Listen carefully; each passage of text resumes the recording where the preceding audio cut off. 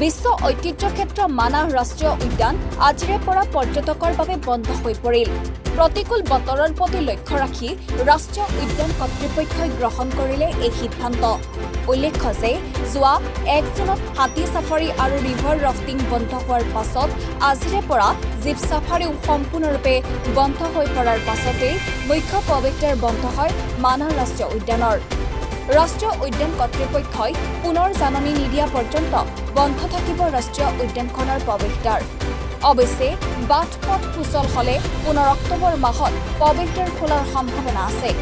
মানাহ ৰাষ্ট্ৰীয় উদ্যানৰ মুখ্য প্ৰৱেশদ্বাৰ বন্ধ হৈ পৰিলেও এইবাৰ খোং অৰ্থাৎ ব্লেক পেন্থৰৰ বিচৰণ এলেকা ৰাষ্ট্ৰীয় উদ্যানৰ সীমান্তৰ দক্ষিণ পথ পৰ্যটকৰ বাবে খোলা থাকিব বুলি মানাহ ৰাষ্ট্ৰীয় উদ্যানৰ বাঁহবাৰী ৰেঞ্জাৰ প্ৰাঞ্জল তালুকদাৰে সংবাদ মাধ্যমৰ আগত সদৰি কৰিছে।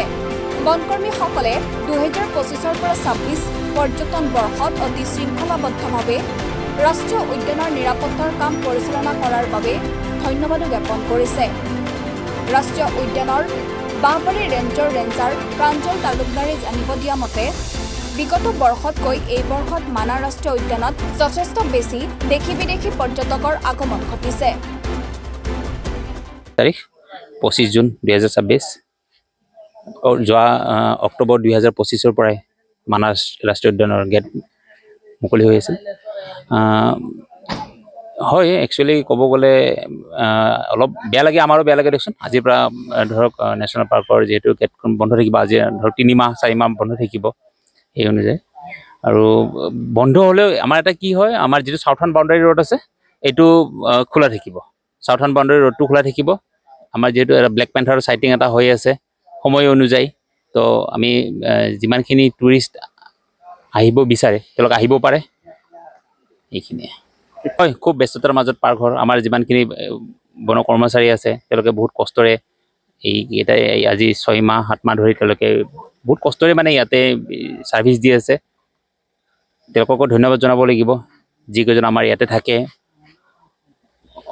মানে আমাৰ যিখন ছেকেণ্ড গেটত আমাৰ ষ্টাফখিনিয়ে ওতঃপ্ৰোতভাৱে জড়িত হৈ আছে, তেওঁলোকক মোৰ ফালৰ পৰা ধন্যবাদ জনাইছোঁ।